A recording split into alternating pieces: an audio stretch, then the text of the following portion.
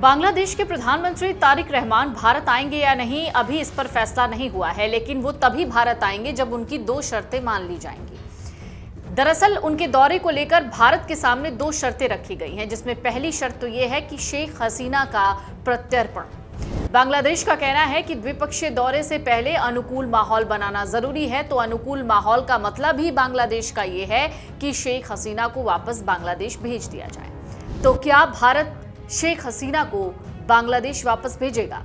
बांग्लादेश की पूर्व प्रधानमंत्री शेख हसीना के प्रत्यर्पण पर लगातार जोरदार दावे बांग्लादेश की तरफ से हो रहे हैं। बांग्लादेश की तारिक रहमान सरकार ने लगातार इसको लेकर भारत से मांग की है।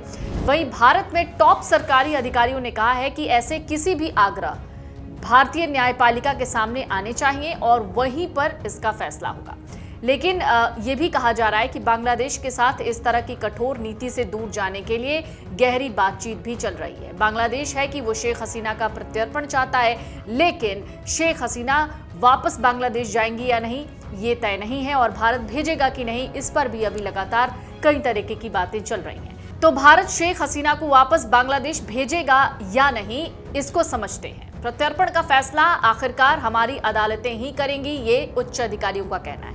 ये कोई राजनीतिक या डिप्लोमेटिक फैसला नहीं होगा।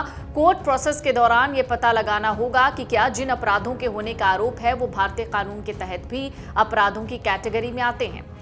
शेख हसीना ने खुद कहा था कि वो इस साल दिसंबर में अपने देश लौटने का प्लान बना रही हैं। 5 अगस्त को एक प्रेस कॉन्फ्रेंस के दौरान जब इनसे पूछा गया कि वो कब लौटने का प्लान बना रही हैं, तो उन्होंने 1971 के बांग्लादेश लिबरेशन वॉर का जिक्र किया और कहा, दिसंबर हमारा जीत का महीना है, इसलिए मैं दिसंबर के महीने में वापस जाना चाहती हूँ। शेख हसीना को बांग्लादेश में मौत की सजा हो सकती है और उनकी पार्टी आवामी लीग पर बैन लगा दिया गया है। प्रत्यर्पण आग्रह को दिल्ली और ढाका के बीच मौजूदा डिप्लोमेटिक बातचीत से अलग नहीं किया जा सकता। भारतीय विदेश मंत्रालय के एक प्रवक्ता ने पहले ही कहा था कि हम अपने तय प्रोसीजर के हिसाब से मामले की जांच कर रहे हैं और जब भी मेरे पास शेयर करने के लिए कोई अपडेट होगा मैं आपको बताऊंगा। विदेश मंत्रालय के अधिकारियों ने भी ये कहा है कि बांग्लादेश की भारत को प्रत्यर्पण आग्रह दोनों देशों के बीच 2013 के प्रत्यर्पण समझौते के प्रोविजन के अनुसार सभी जरूरी लीगल डॉक्यूमेंट्स के साथ अटैच है। अगर 2024 में ढाका में हुए बड़े विद्रोह के बाद शेख हसीना को नई दिल्ली में एक अनजान जगह पर पनाह और सुरक्षा दी गई है। 5 अगस्त को उन्होंने राजधानी में एक वर्चुअल प्रेस कॉन्फ्रेंस की थी, आपको याद होगा, जिस पर बांग्लादेश भी भड़क गया था, जहां शेख हसीना ने घोषणा की कि वो घर लौटने के लिए तैयार है। वहीं आवामी लीग पार्टी के सदस्य और पुराने संसद सदस्य का कहना है कि अपनी अनाधिकारिक शरण में रहते हुए शेख हसीना बांग्लादेश में अपनी पार्टी के कैडर के साथ लगातार टच में रही हैं, कभी कभी पर्सनली कंसल्टेशन करती रही हैं और रेगुलर टेबल टेनिस खेलती रही हैं। उनका कहना है शेख हसीना इस साल के आखिर में ढाका लौटने का प्रपोजल दे रही हैं। इस मुद्दे पर कूटनीतिक बातचीत जारी है। नवंबर 2025 में इंटरनेशनल क्राइम ट्रिब्यूनल के मौत की सजा के फैसले को आधार बनाकर, जिसमें उन्हें इंसानियत के खिलाफ क्राइम करने का दोषी ठहराया गया, बांग्लादेश उनके प्रत्यर्पण के लिए दबाव डाल रहा है। आवामी लीग के सदस्य का कहना है कि जब भारतीय अदालत में प्रत्यर्पण की कार्रवाई शुरू होती है तो आईसीटी के फैसले को कई वजहों से चैलेंज किया जाएगा, जिसमें यह भी शामिल है कि यह बांग्लादेश में मोहम्मद यूनुस के नेतृत्व वाली अंतरिम सरकार के समय दिया गया था।